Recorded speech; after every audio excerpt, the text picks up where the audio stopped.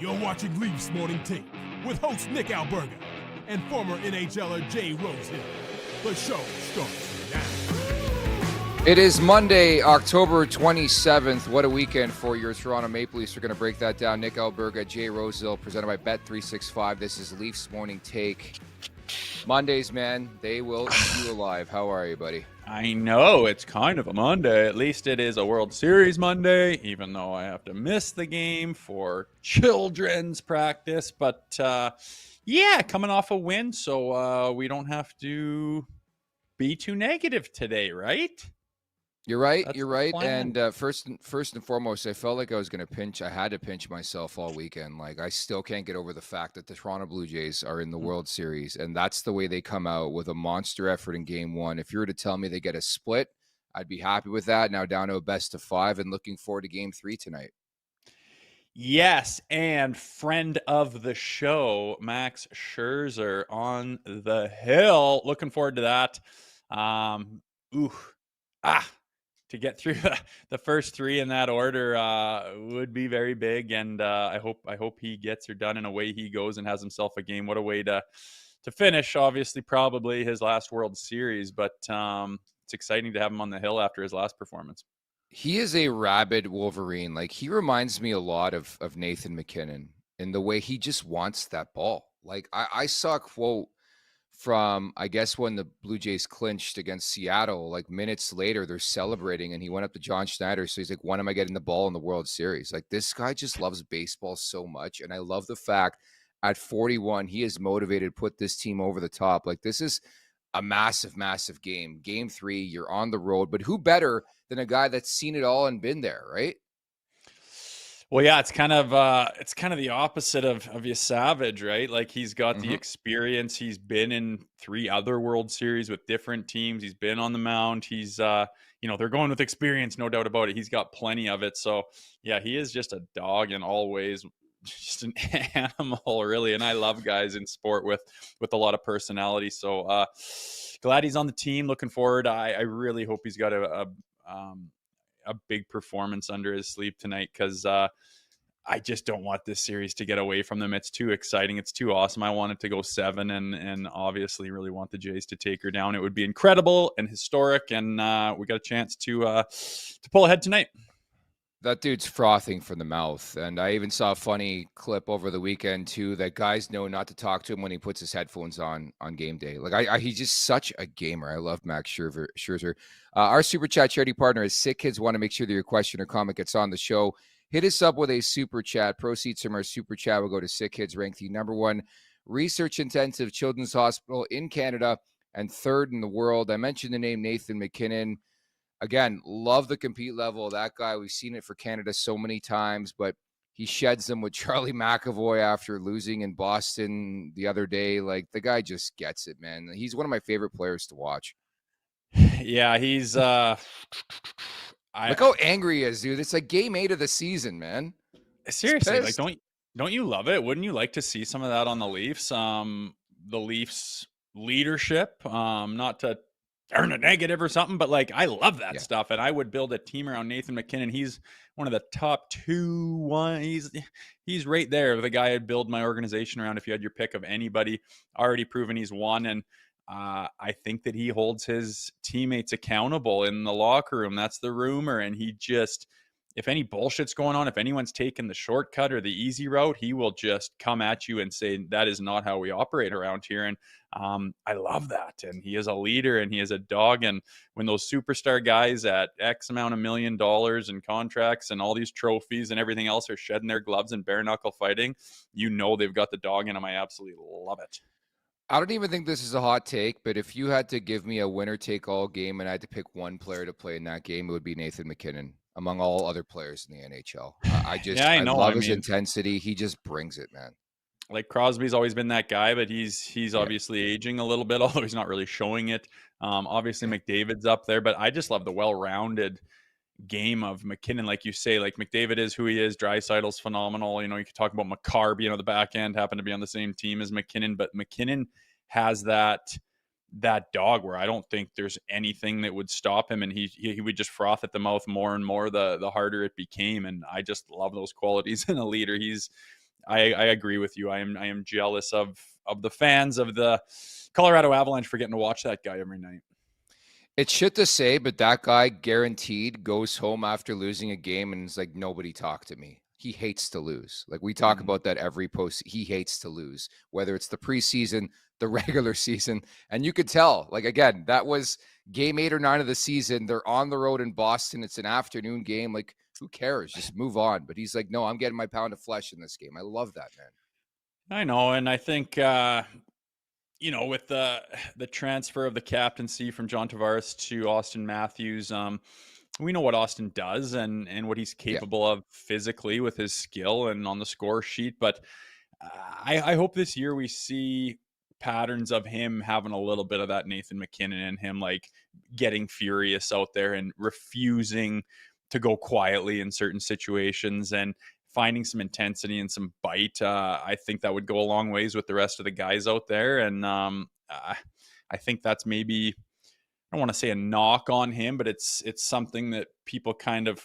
question. Like, can we see a little bit more of that? Like, this is a huge market with huge expectations and a history of floundering in all the wrong ways. And we need a guy to step up and be that guy. And I hope it's Austin Matthews, and I hope he's cut from the cloth that can dig deep and find that kind of stuff, because this is a season where I think we could use it. Speaking of which, I know you were locked in on social media all weekend long. I was watching the game on Sunday, Tampa Bay and the Vegas Golden Knights, and there's a specific clip or shift from that game that has gone viral on social media. Would you like to break it down for us, Rosie? Sure. Does it involve a little skinny Mitchy boy?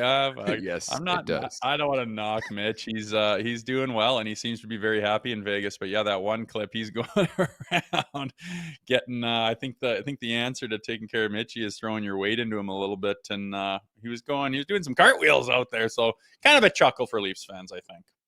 Dominic James, that was his 3rd NHL game, and just ragdolling Mitch Marner around the ice, man. That's got to sting a bit, I think. Yeah, well, he's not known for his physicality or his strength or his aggressiveness, so it comes with the territory. But again, he seems happy in Vegas. And there's the clip. There we go. It's Monday for everybody. Boom. Well, that was right after behind the net. Like, Mitch is going to hit. He's going to lay the hit, and he didn't quite have his bearings there. You're rude for doing that for no reason. I apologize. Sorry. I saw it. I'm like, let's throw it into the show today. We had to. Is that a Saved by the Bell tarp you're rocking today? Teacher popped the test. I know I'm in a mess. Yeah, it's my favorite show of all time. That's a good cop on Amazon, eh? Yeah, it was. You got some good teas out there. Some classic retro throwbacks. I like it. Classic show for anyone of that age. Speaking of retro, Matthew Barnaby. I mean, need I say more? Just mention the name. We all know who it is. He is coming up in about 20 minutes from now, and only fitting. The Leafs play the Sabres twice over the weekend, but definitely somebody who is entrenched in my childhood watching Maple Leafs hockey. Yes, you betcha. A guy that did it right and had a pair strapped on all the time and wasn't scared to get in there. A man's man. And looking forward to breaking it down with him, and stay tuned maybe in the future for me and Mr. Barnaby to be doing a little something for hockeyfights.com. It's in the works. I don't want to give too much out, but looking forward to it. That's great news. I told you, I mean, I worked with Barney over at NHL Network Radio. He's an absolute beauty. So he's coming on in about 20 minutes here at the Leafs Nation 401 on YouTube. Hit that like button, hit that subscribe button. Leafs Morning Take, wherever you find your podcasts. Make sure to leave us a 5-star review. And don't forget to visit theleafsnation.com. Crave the Stats is a presentation of Uber Eats. Every time the Leafs play at home, you can get these exclusive deals only on Uber Eats. Firehouse Subs, Bogo Brisket Hat-Trick, Kibo Sushi, Bogo California Roll, Shelby Shawarma, Bogo Traditional Wrap. That's right. Buy one, get one before, during, and after the game. Uber Eats is assisting every fan's hockey experience all season long. Now, Rosie, I'm more inclined to talk about Saturday's game as opposed to Friday's game because I was pissed. We were in our group chat, and granted, we all probably had a couple drinks each, but I just hate losing to Buffalo. I hate losing inferior opponents. I know we took some positives from that game, and that's great. And Nylander scores. Leaves that game, doesn't return, but Matthew scores. Great to see. But let's focus more on Saturday. They get the split. Am I entirely happy? Probably not. They're still a ways away from playing the way I want them to play. Yeah, I think so. And everyone's kind of asking, what's your level of concern? And I don't Yeah. think your level of concern can be greater than the sample size that you have. We have played 8 games, is it? I think we're still at 500. Like, look around the league. There is all kinds of teams finding their way who have had a lot less change happen to their locker room than the Maple Leafs. And I am trying to look at the positives. You know, Dakota Joshua, for one, snipes in back-to-back games. Looks like he's showing why he's been brought here after a bit of a slow start. And again, you make that change and you come into Toronto, and like when you sign with Toronto and you become part of the organization, like it's just different. People come out of the woodworks that you like from high school that you haven't seen in 10 years, and they're this diehard Leafs fan who follow, you know, religiously, and you're like, gee, people are coming out everywhere, and it's just like it's an adjustment. And I think you got to give players like Dakota Joshua the benefit of the doubt to get their bearings, and it looks like he hopefully this weekend has found his stride. And if he wants to contribute like that, you know, that's fantastic. Nick Waugh as well is doing things out there. And again, we don't even have our full lineup. I am chomping at the bit specifically to get Scott Lawton back, but I think that this lineup, it has a lot of potential, and I think everyone could agree with that. And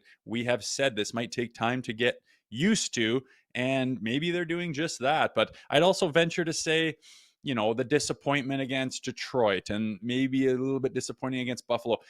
Those teams are hot, right? Like they're doing pretty good things out there, and you just look at them and think, oh, those are bottom feeder teams. Well, they're really not so far this year. They're playing some pretty good hockey. So, you know, the sky is falling mentality. I'm not totally subscribing to at this point in time. And like you said, get a great win on Saturday night, and JT comes up huge. That man, like you tweeted out, like he's making 4.2 or something. Just phenomenal stuff. So lots to look forward to, I think. I love how much John Tavares loves being a Toronto Maple Leaf. It is so hard to find that. And even a lot of the players echoing that sentiment in the post game. And again, that was the big story over the weekend. JT, number 499. I think it's amazing and kind of cool. Nearly 19 years to the day, I was at the game. Matt Sundin in OT against Mika Kiprusoff in Calgary, number 500. JT has a chance for 500 against Calgary coming up on Tuesday night. But what a feed by Nyes. I was scared shitless when they came back, and that play right there, but Power loses the puck. Nice Tavares, and that's the game. But what a rip, man. I was watching it in real time. I'm like, why is he skating into the corner? This guy knew exactly what he was doing on that goal. Seriously, if you watch that whole shift, like JT is in shape, man. Like he was chugging for multiple lengths of the ice and still had enough to get out there and get on that breakaway and have his bearings to bury at short side. And they showed before the game him out there on his own working with Primo. You know, like he is a guy that just loves hockey, does everything right. Could easily still be the captain of this team, and you see why right there. Like when push comes to shove and you get a thin margin of opportunity, he's a guy who's gonna not let it slip through the cracks. He's gonna be ready, prepared for it, in shape, knows what he's doing, knows where he's shooting, has practiced, and just is totally dialed. Everything about the guy, as far as a hockey player, is completely dialed. And he hasn't been spoken of too much this year, to be honest, but especially at that cap hit, he is going to be a positive impact on this team this season without a doubt. 4.38 mil, never forget. And again, nothing phases the guy. Like you talk about guys who are born to play and be Maple Leafs. We talk about Nylander quite a bit. Nothing phases him. The same with JT. Like he has been through a lot in his career. Made a really, really massive decision, clearly. Still hated on Long Island. Hasn't phased him. Year after year, it's just the same thing. We all think he's done. He's finished. Can't play center. Can't put up the points. And he proves people wrong. And again, that's what gets me is you look at this guy specifically, wants to be a Maple Leaf, and you could tell the way, you know, he plays, his passion, former captain, the way he handled that situation. Love John Tavares, man. Yeah, everything about him is rock solid. And, you know, I've even knocked him for being a little bit monotone and like a snore in his interviews and whatnot. But I just think that's the way he is. He is pure professionalism, and he keeps it level, not too high, not too low, and just brings the same attitude to the rink every single day, which is a positive one, with a huge work ethic, and does all the right things, shows up, probably the first guy to show up, last guy to leave, that type of thing. The Leafs are lucky to have him, and I think those young guys on the team too could look towards him all the time, whether it's when you get there, what you're eating, how you're operating, when you're in the gym, what you're doing, when you could just follow that guy, and you will learn in a hurry how to be a pro. Lead by example, and you don't think these guys love him? Just look at the embrace from Matthew Nyes on the OT winner. Meantime, I always look for defining moments every season. A couple years back, it was Morgan Riley after the Ridley Gregg clapper into the empty net. Could the Jake McCabe hit on Byram and then the subsequent fight where he just beat the fucking wheels off Alex Tuch be a defining moment in this season? I need you to break down this scrap, man. Oh my God. Like, I love everything Boom. about this. You're coming right into my house. Kaboom. Put him in the third deck, shoulder to shoulder. Oh my God. Like, Jake McCabe, he is a man, and there is not enough of them in this league. And when you have one, you better be grateful. Like, you see him after in his interview, he is a big, broad-shouldered frame just packed with muscle. He is man stuff. And you need to play like a man like that. Like, you think Alex Tuch is going to come flying in there to defend his teammate next time for a hit? I mean, people argue, why do you have to fight after a perfectly clean hit? And I kind of agree with it too. But if you don't want your players to get hit hard and you see a big hit, and you're going to set the precedent that, hey, if you're going to run my guy, even if it's a clean hit, I'm coming to you to fight. That's what Alex Tuch was doing. But I don't know what his plan was, because he certainly didn't seem prepared to do what he did. You throw that huge hit, a guy comes flying to you, the puck's not there, it's not part of the play. He has left the play to come and engage you and instigate something, saying, I don't agree with what you just did to my player. Well, you better be ready. But Jake McCabe is throwing from his hips, throwing from his shoulders, almost took his head off. Like, that was vicious, and I love it, because guess what the rest of the league sees, and guess what those players who are going to be in that situation next time are going to do? They're going to back off. They're going to back off cutting across the middle when Jake McCabe's out there. They're going to let it go when Jake McCabe blows a guy up. They're not going to come and be the aggressor anymore. So what did you just do? You just took the aggression out of the other team. You just put them on their heels. And that's why that stuff's valuable, man. You can blow people up still. You can throw your shoulder into them and put them into the freaking rafters. You can. Some guy comes at you aggressively, you can shed your shit and start throwing bombs right at his chin and say, you're not going to play me like that. I do not back down. And Jake McCabe showed all kinds of balls there, and I hope it reverberates through the rest of the lineup, because it's effective. You think Alex Tuch's going to come in there aggressively like that next time his boy gets blown up? Not a chance, man. He looked like Raggedy Ann out there. He got his lunch fed to him. It was amazing.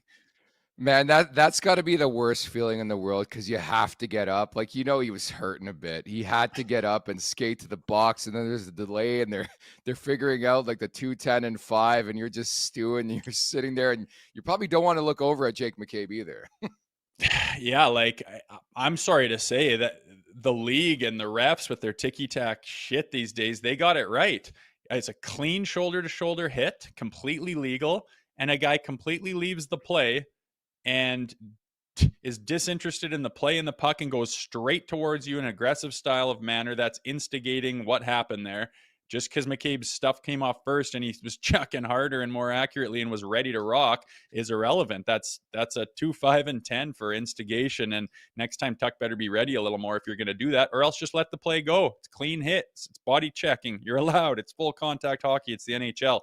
I'm not a big proponent of having to fight every time you throw a big hit, but if that's the way you want to play it, you better be ready to engage when you come after a guy after a big hit, and Tuch was certainly not. Shout out to Zach Phillips, great watch party and watch along over the weekend and the live stream, and we both guested on that. But when I went on, I thought you'd be a better person to ask this, and I'm not even sure if Alex Tuch was in the box in the second period, but do you remember a moment in your career where you took that many PIMs? And like, I think in real time, it was like an hour between like shifts for Alex Tuch. Like, what would you do? Would you go to the room, do you think, I don't even remember, but did he spend the second period in the box? Like, you ever had a moment like that in your career? Yeah, I've got the 15-minute instigator before where, or sorry, 17 mins where you get 2, Yeah. 5, and 10, right? And you're sitting there for a while, and I don't know. I usually dick around with the fans, or spray a little water at a kid through the crack or something like that. But it's I'm okay with it. I guess, we can ask Barnaby too. Back Yeah. in the day, the big hits used to happen, and it was just like, damn it, they got the best of our team. What are you going to do? And then all of a sudden crept on this feeling of you can't throw a huge hit, or you have to fight. And I understand it, because if a person's not really wanting to get into a bare knuckle fight, then they might back off throwing that great big hit against your team. I understand the logic behind it. Don't always agree with it, and I love the big hits, and I want them to be more of them. All being clean and not hitting the head and all that stuff. Yeah, that's more difficult to do, and the big hits are down, and for good reason, I guess you could say. But if you're going to be the guy to say we don't accept you throwing huge hits on him, and you're going to go and aggressively challenge that player, you better be ready to rock. And if it leads to more fights, I guess I'll shrug my shoulders and say, hey, let's watch a couple extra scraps, let's roll. Oh, I thought it was awesome. Kudos to Jake McCabe. I thought the team played much better after that. Just a clear case sign. And again, you're a perfect guy to speak to it. I think it really elevated the team after something like that took place. A lot of news and notes from practice this morning, by the way. So let's get to that. Chris Tanev and Scott Lawton working their way back from injury prior to practice, both skating. Welcome sight. The lines at practice, Nylander is on the ice, but he's rotating in with a top line.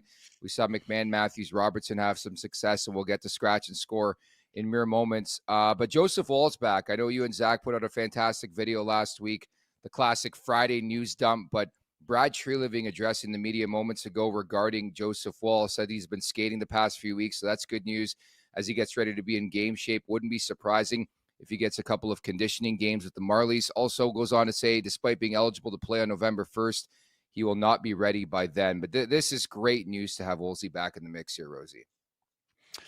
Big time. Lots of question marks about it. Just we were resigned to the fact that he's gone, and we were the day it broke that he's coming back. We were talking about, like, could this be a rest of the season type of thing? That's how little information was leaked about the whole ordeal. So absolutely thrilled to have him back. We've been talking about the workload Stoley's been taking, and the toll that's taken on him, which isn't that much, but nonetheless, you worry when he's your only line of defense back there, and then you end up in a game with Hildeby and Primo as your goaltenders, as a team that's trying to challenge for the whole deal. So not ideal. So to get him back, the snap of the fingers, again, things change quick in that league, and all of a sudden we're looking at having Stolars and Woll back, which is a welcome sign.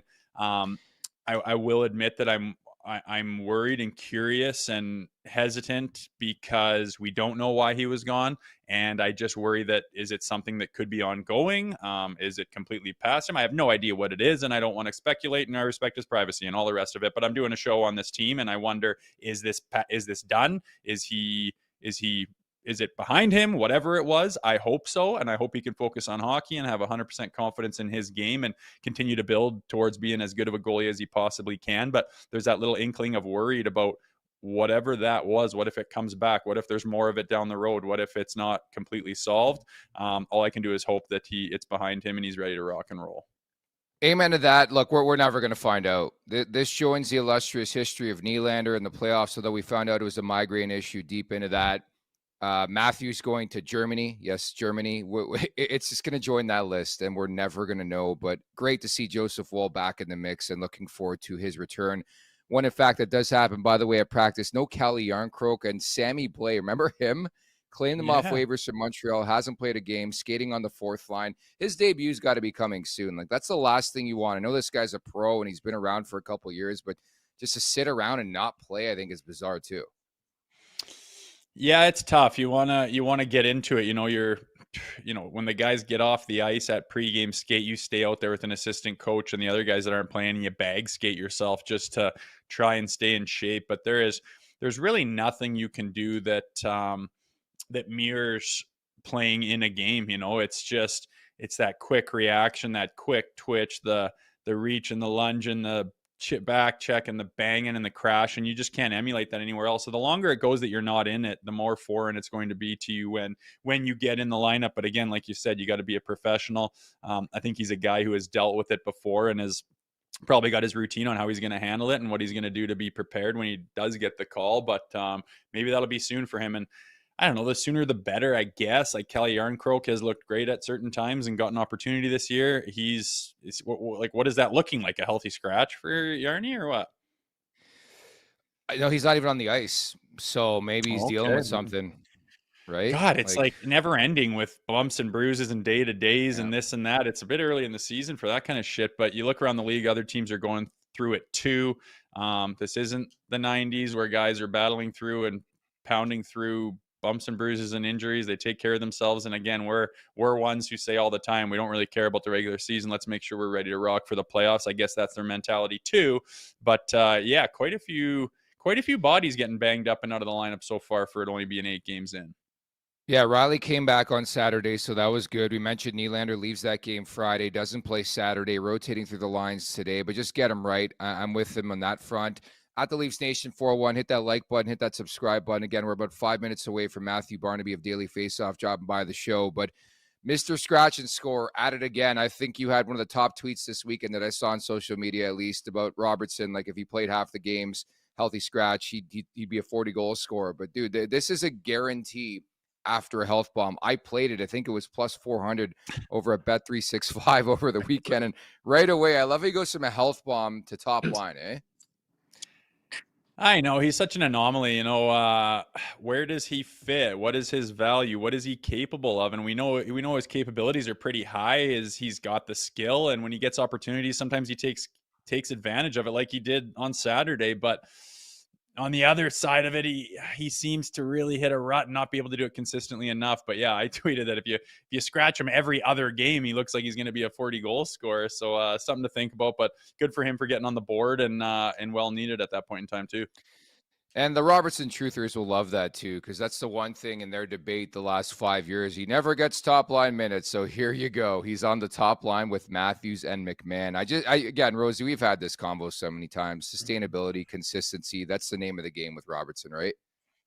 Yeah, I mean, people are like, see, there you go. It's like, well, where has he been every other time? Like, he goes away for long stretches of time and then he pops off. And that's been his Achilles heel, is consistency and being able to do what he's capable of doing at a consistent level. And I really think that's just been his knock. But once in a while, when he gets an opportunity, he takes care of it. And he did on Saturday again. Good for him. I hope he can keep it going and be consistent. We keep him around and he's effective. I would love nothing more than that. Okay, let's bring in today's guest from Daily Faceoff, former NHLer, does some great, fantastic work, and I believe he was high-stepping it over the weekend. It's Matthew Barnaby. Were you doing some alumni stuff this weekend, Barney? Yeah, it was fun. It was a great little town in Saskatchewan. First of all, thanks for having me on, guys. You guys do an awesome job. But yeah, it was for a junior team, about 3 hours from Saskatoon. Got in late last night. I got to have some words with whoever booked my flight home, because the 5.5 hour layover at Pearson was a little rough. And this painting behind me, I'm just moving in as well to a new condo downtown. So just getting everything back together. It should be a busy week, but it was a fun weekend. Love it, Barney. Good Sasky boys that direction. Always fun. I'm sure you had a blast. But I want to talk to you about Saturday night's Toronto Maple Leafs game. You see Jake McCabe there, and my God, was he throwing from the hips there? No funny business whatsoever. Do you like seeing that kind of thing, and you think that's well needed on this roster, or what do you think? Yeah, I think that's been, we've seen in the past. Alex Tuck, first of all, protect yourself. That's Yes. that's a bomb. Listen, we've both fought a lot over the years. I don't think I've ever. Well, I shouldn't say that. Fedora hit me pretty hard, but it's definitely a thing that's a galvanizing point, and a thing I think when you look at Toronto, we've always talked: are they strong enough? Are they tough enough to have success in the playoffs? And they were close last year, but I think these kind of things from role players feed down the lineup. And I think it gives you a sense of protection sometimes, and not like there's a lot of that kind of stuff that goes on, or there's fear of retribution, or the way that people play. But listen, it creates an identity for your team. And I certainly know Craig Berube very, very well, as do you guys, in what he likes and how he likes his teams to play. This is nothing but great things for a team that's been very lackluster through the first 9 games. Yeah, where are you Barney- at? I mean, 4-4-1 through 9 games, and I think it's important to stress too. Last year at this time, 4-4-1. There's a guy who's now with Vegas. I mean, you really can't have that conversation right now either. But where are you at with this Maple Leafs team through 9 games? You know what? There's no reason to panic. They got a big come from behind win against Buffalo. To drop two against Buffalo, that would not have been good. That would have not made for a great week for those players. But to come back, this team literally they're finding it's a new team. Mitch Marner was a huge part of this team, especially the power play, and we know they struggled through the power play, and that's going to be something for them to find their way out of. Because listen, I was hearing in the offseason when Mitch Marner signed with Vegas, and they point to the playoffs and they point to so many different things. Mitch Marner scored 103 points and is a great power play guy and was a big part of this team. So other guys are going to have to step up. And we look at Matthew Nyes with his new contract. He's off to a good start point wise, but Matthews is going to really like he's at his lowest shooting percentage of his career right now, and that's not going to stay for long. So Toronto's still a very good team. They have a great chance of winning this division. They just have to find their way and play better defensively. Your goaltenders can't be sub 900. Your penalty killing can't be 78%, and you can't be that bad defensively. So all these things are correctable, and hopefully they find their way really soon. Yeah, Barnes, are you just thinking that's finding their way under the system with some of the new bodies they have in there? I mean, losing Mitch Marner, you bring in a bunch of different guys in. Ultimately, they vocalize the fact they're trying to create a different identity. Is I guess the little bit of hiccups and, like you say, some of the shortcomings of the season so far. Is that just that trying to find your bearings and get used to having this new identity? I wouldn't place it on an identity. I place it on miscommunication and just making mistakes early on in the season. These are all like defensively. I'd be more concerned if these guys couldn't score goals than defensively, because defensive mind. I don't care what system you play. It's attention to detail, knowing the right man, picking up the right guy on the back check, and it's a 5-man unit. It's a goaltender. It's not just the goaltending. Obviously, he's the most important. He's the most important penalty killer. Your defense are the last line of defense, but your forwards have to chip in. Right now, I'd say all three areas just need a little bit more work and attention to detail more than anything. I never put much on system unless it's so extravagant, but most people play a very variation of the same system. So I don't think it's an identity thing. I just think it's a lack of attention to detail at certain points in the game, and they'll clean that up, I think.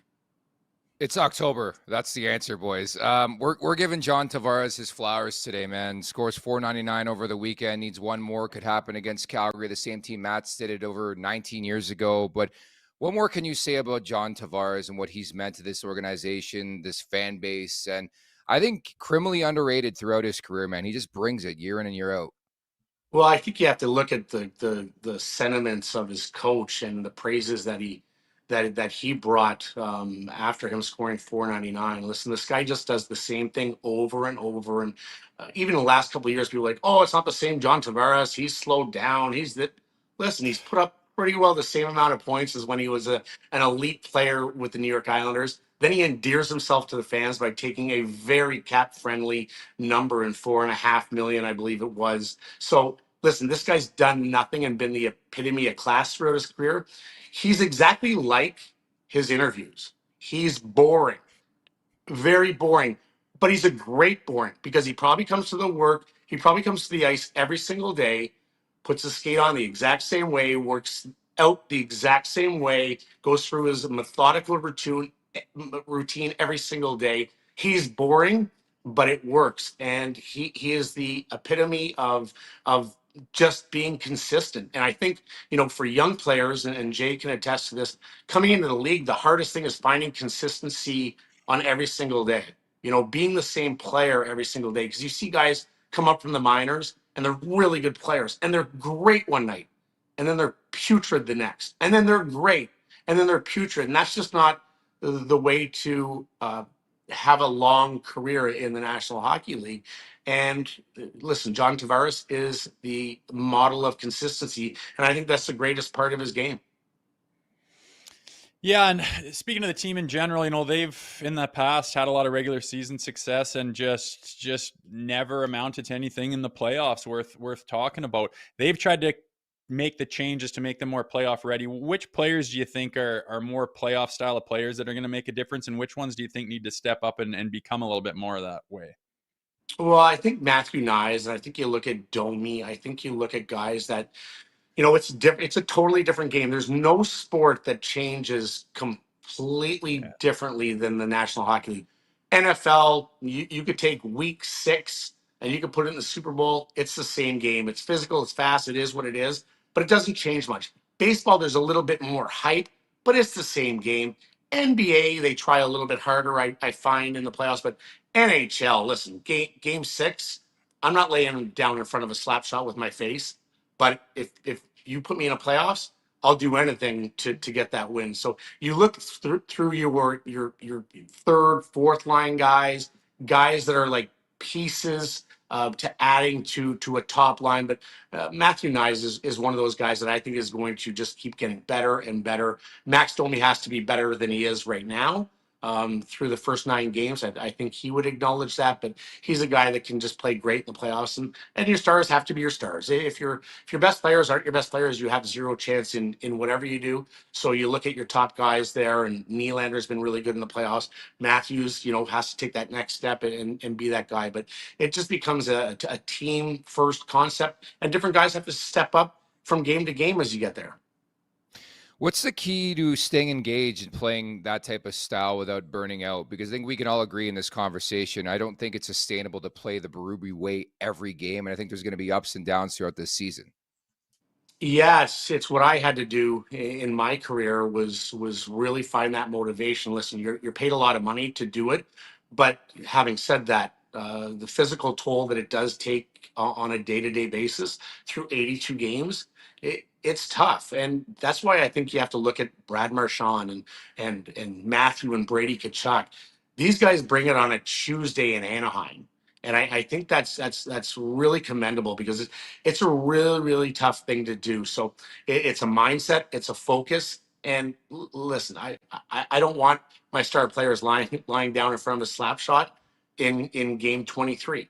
But you have to play with that consistency and keep getting better every single game. And again, we can go back to John Tavares. He plays the exact same way game 3 is game 82 is in the playoffs. It's the exact same player. And I think he's a guy that is a role model for a lot of young players on that Toronto Maple Leafs team. Mm-hmm. Yeah, I'm just curious, like you look around the standings right now and things are kind of backwards. People are floundering that you thought were going to be heavyweights, guys that you thought are going to be, bottom feeders are up at the top. Is there kind of a changing of the guard happening specifically in the Atlantic, or is it just way too early to make that call? Way too early, guys. Listen, Florida's been banged up. They don't have Barkov. Tampa Bay is going to be better than they are. Buffalo, they're going to be a bottom feeder, even though they've turned it around a little bit. And scared the Leafs on back-to-back nights, but it's way too early. Let's get to the 25 game mark, and then we can start having these conversations about who's where, who's there. Look at Boston off to a 3-0 start, and everyone's like, "Oh my God, I didn't expect this. I didn't expect it." They've come back to reality. They'll probably lose tonight in Ottawa.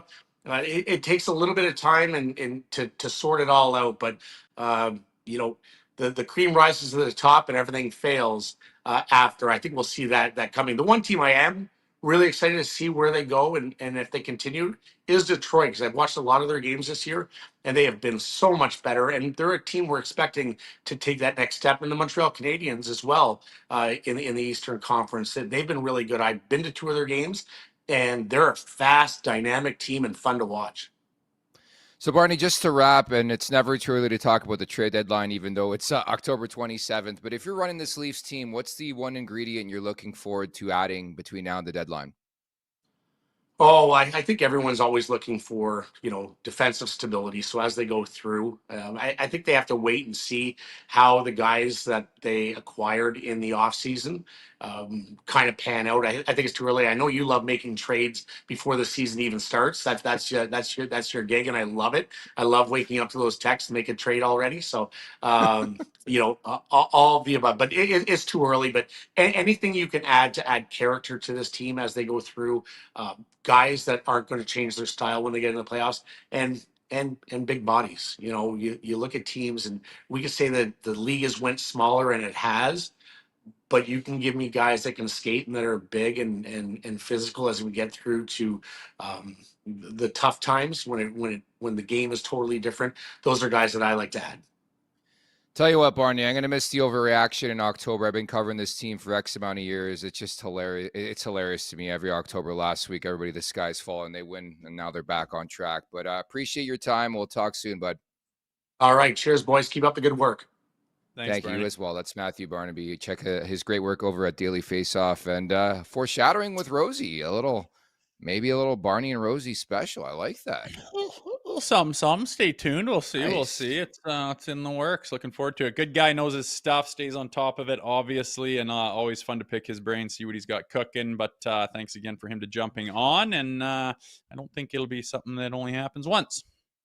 Yes, sir. And I like what you had to say about John Tavares, too, right? He's going to be front and center as we get set to preview the game coming up on Tuesday night against the Calgary Flames, looking for number 500 in his illustrious career, and certainly part of NHL Frozen Frenzy. That's why that game's starting at 6 Eastern time tomorrow. Bizarre start. They moved it back 15 minutes because of Game 4 of the World Series, but I think a lot of eyes will be on JT in that game for sure. And again, I had to give him his flowers because he's a guy. And you said it earlier on, like we really haven't talked about him much this year, but he's gone about his business. He's done his job. And that's what I really respect about this guy. Again, I love how much he loves being a Leaf. Yeah, it's funny how Barney just kind of reiterated our sentiment before he got on. You know, he gets to the rink first, he leaves last, he's in the gym doing the right things, he's working on his stuff. He is the consummate professional. And I think a guy like Nick Robertson, if you want to find some more consistency, I would shadow that guy for a week and say, what does he do? Because do you ever find John Tavares just like, God, was that bad, Johnny? Or where was your head tonight? I mean, I can think of 6, 7, 8 guys on the roster where sometimes you're like, oh my God, was that a bad game for you? Like you just didn't have it at all. And I don't think John Tavares, I can't think of a time where like, yeah, sometimes he has a great game and sometimes it's not as good, but to fall off the map the way some guys can, that just isn't John Tavares. He is as consistent as they come. And as Barney says, I think it's his professionalism, the way he goes about his business that lends to that kind of consistency. I want to get back to the conversation when it comes to the crease too. Have you seen anything in Primo to suggest like you want to find a way to keep him around, or is this just as easy as putting him on waivers, hoping for the best? Maybe he ends up with the Marlies because I thought he made some good saves. I mean, he's done what you need from a backup goalie, adequate enough to win games. 2.00, 3.46, 875. I thought it was a nice touch. Actually, I was in the room after the game and I bumped into Keith Primo. So the family was there for that game and pretty damn cool. We had Keith on the show a couple of weeks ago. Again, former NHLer, but the father of Caden, he was talking about how they were Leafs fans growing up. And so this is a bigger thing with friends and family in the mix. And I thought he took care of business. I thought he was good in that game against Buffalo. Yeah, he was. And, he's fine. He served his purpose. And there's a reason that they got him and brought him into town. And that's to take Joseph Woll's spot. And now that Joseph Woll's back, simple ipso facto, Primo's going to be on his way out. I fully expect that once Woll gets back to being in the rotation, that we will see Primo on waivers. Will he get picked up or not? Who's to say? But he was brought in to fill this hole, and that hole is no longer going to be there. And that, in my mind, means Primo is going to be on his way out. Did he play? Like, what's the question? Did he play well enough to take Joseph Woll's spot? Like, let's be honest, not even close. And we had one of the best, if not the best, 1-2 punches between the pipes last year with these two guys in Stolarz and Woll, and they're going to try to recapture that as soon as humanly possible when Woll gets his feet under him and is ready to rock and roll. It is a growing trend in this league. Teams are running with 3 goalies, sort of why I asked the question. But I would say, too, that for the first time in a while, Rosie, this Leafs team actually has salary cap space, and that's why they were lucky enough to have Stolarz take the night completely off on Saturday, right? Dennis Hildeby got the recall. He backed up. So that's good stuff, too. Yeah, and maybe Primo hangs out on the roster but like, what are you going to do? Like, how many reps are you going to take even in practice, dude? You got 2 nets and they're filled with Stolarz and Woll. Maybe do you hang him out in the rafters that much just in case Stolarz needs to ice his knee and doesn't take a practice and you want to chuck him in there? Hildeby is down the hallway. He can jump in there and do that if you need to. Yeah. So I just don't see enough scenario where you're going to justify keeping Primo on roster and have him just like barely take any reps, go out there on his own on a blank sheet and have the goalie coach shooting at him and then sitting in the press box every night?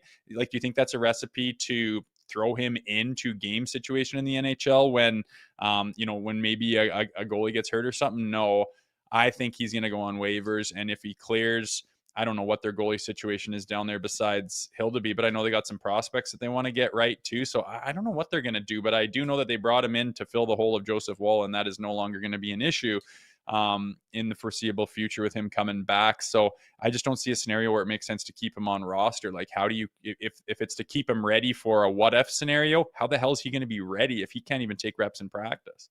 Yeah, you're right. I'm just pondering out loud what that would look like, but I don't even know at this point if somebody would claim him. Again, I think he's performed, admirable. I'll put it. I mean, he's made some saves. Thought he was way better in the second game than he was in the first game. But I think it's sort of an easy dump. You got anything to add on this power play? Again, I don't want to talk about it every show, but they're 3 for 23. They were 1 for 7 over the weekend. We saw OEL get a couple looks on that power play with Riley not playing Friday. You got anything you want to say about the power play?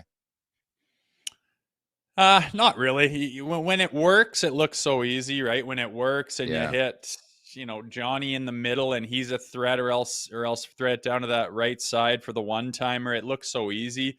They just have trouble getting it set up, and teams are pretty good at killing penalties and it's all fine. But I mean, there's teams out there with drastically better power plays than the Maple Leafs. And I just don't see a reason for it. That team should have a much better power play. So we've talked about this for a long time now. I don't know what the answer is, but I imagine that, Savard and the power play units and the meetings and the video that they have, I would be scouring every other power play that's successful against the teams in the NHL and trying to figure out what do they do that you don't, because it's something. Other teams finding success are doing something that you're not. And to me, they just don't gain entry easy enough. They don't set up easy enough. And because of that, you don't get very many looks. And one after another comes and goes without any success. And all of a sudden you're looking at 3 and 23 or whatever they are. Yeah. And again, for me, it's the same combo and we'll laugh, but whatever. If the power play shit right now, this is more a story about can the power play cook at the right time? Along with every other conversation with this Maple Leafs team. Can they score in game 6 or game 7 pending against the Florida Panthers? It's amazing to say that, but a lot of my focus is more so on the spring than it is now. I know the sky's falling for a lot of people. Been battling people on Twitter the last couple of days and week. All these people say like fire this guy and wrong roster. It's like it's the same. We had the same combos a year ago and the team looked a little different. So calm down. They won the division. It's the same start as they had last year, and they won to the division. So, there's just no benefit to losing your marbles too early. Again, I said at the beginning of the show, your level of panic should match the sample size that you've had to look at things to panic about, and it's just not very much. And even Barnaby laughed, saying it's just too early, whether he's talking about the standings or the Leafs in general. It's just too early to make any conclusions on what this team is or what this division is. You haven't had enough runway, and a lot of things will change. Obviously, the key is trying to find it for the playoffs. You don't just turn it on in the playoffs. You talk to Barnaby about what are those guys that are going to be playoff ready and whatnot. And the game itself changes so much in the playoffs, as he alluded to. It's like no other sport. You go from the regular season hockey to playoff hockey. Just watch opening night of the playoffs. There are bodies flying everywhere, man. Guys empty the tank and they completely change their mentality. And you need to have guys that are capable of doing that. And I think the Leafs' struggle has been they don't flip the switch. They don't change their mentality to I'm going to go play playoff hockey now. And it's cost them. Every single year it's cost them.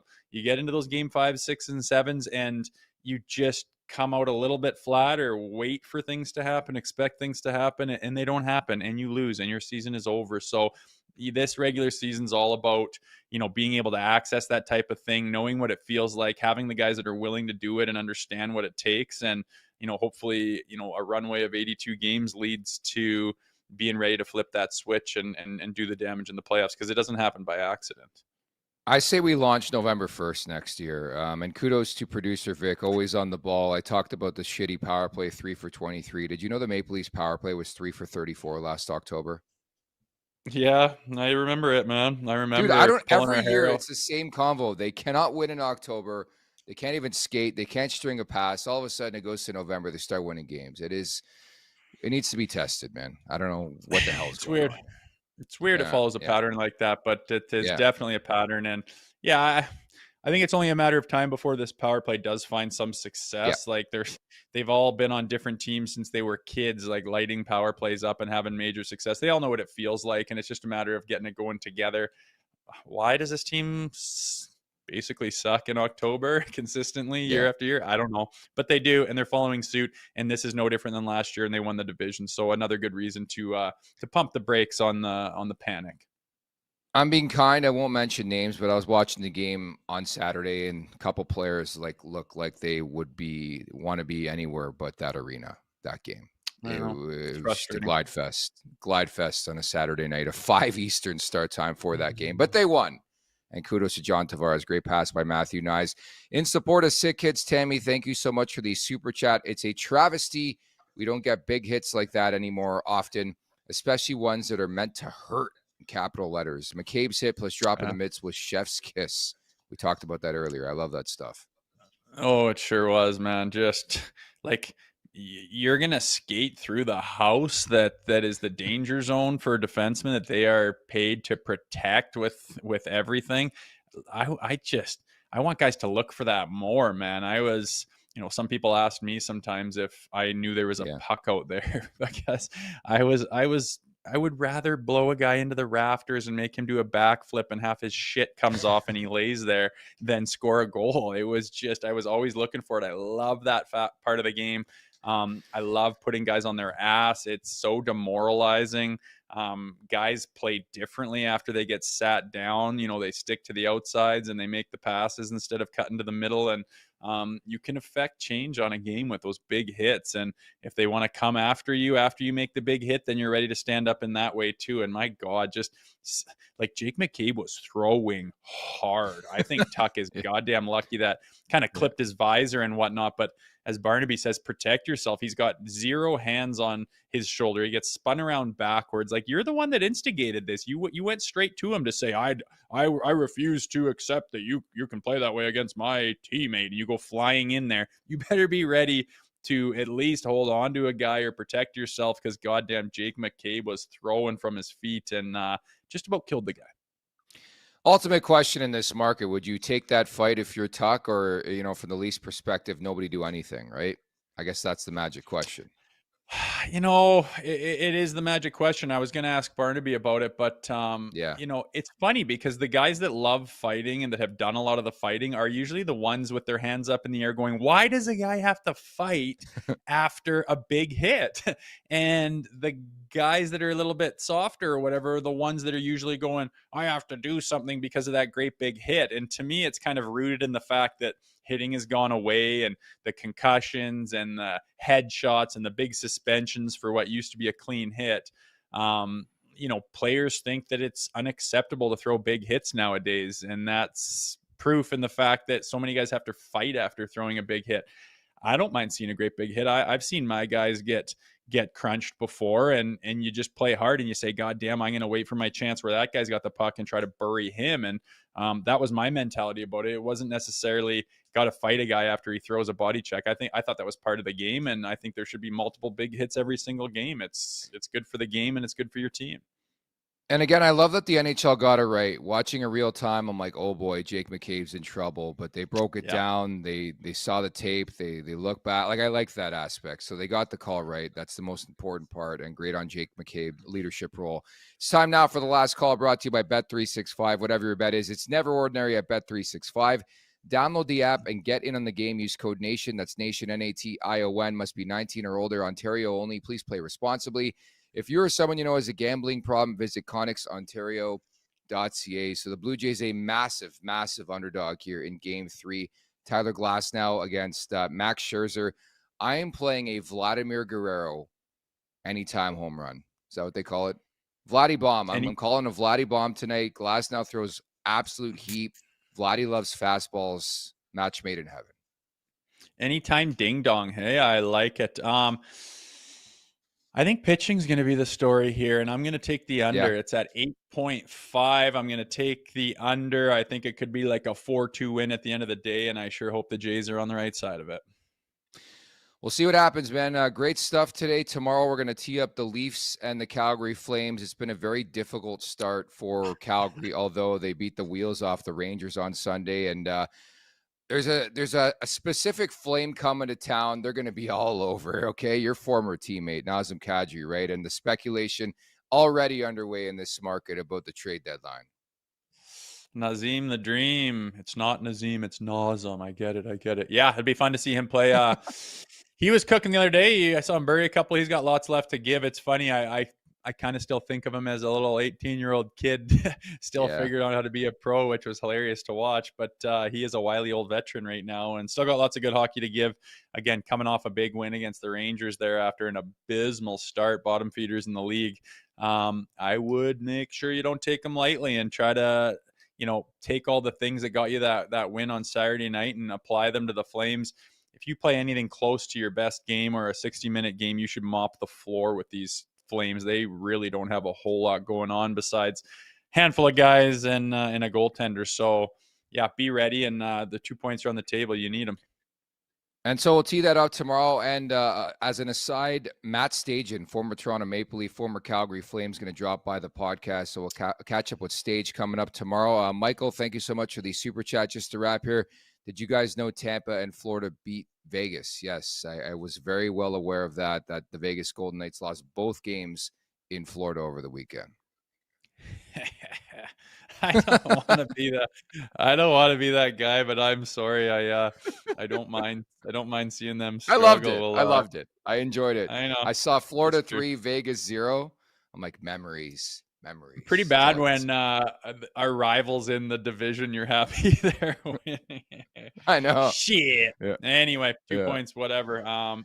Fun stuff. And again, a travesty that we don't get to play the Golden Knights earlier or sooner in the season or on a bigger stage. It's kind of this whimper of a scheduling blunder that they've had. But nonetheless, we do not mention his name. January 15th. January 23rd. Those are the 2 dates we have circled certainly on our calendar here at Leafs Morning Take. Thank you to everybody in the chat. You guys are fantastic. At the Leafs Nation 401, hit that like button, hit that subscribe button. Leafs Morning Take, wherever you find your podcast, make sure to leave us a 5-star review. And don't forget to visit theleafsnation.com. So again, Matt Stajan coming up tomorrow. Thank you to producer Vic. For Jay Rosehill, I'm Nick Alberga. Make sure to check out more of our content right here on the Leafs Nation YouTube page. We got long-form interviews, we got clips, we got epic rants by Jay Rosehill. We simply have it all. And don't forget, you can find out much more at theleafsnation.com. Thanks so much for watching.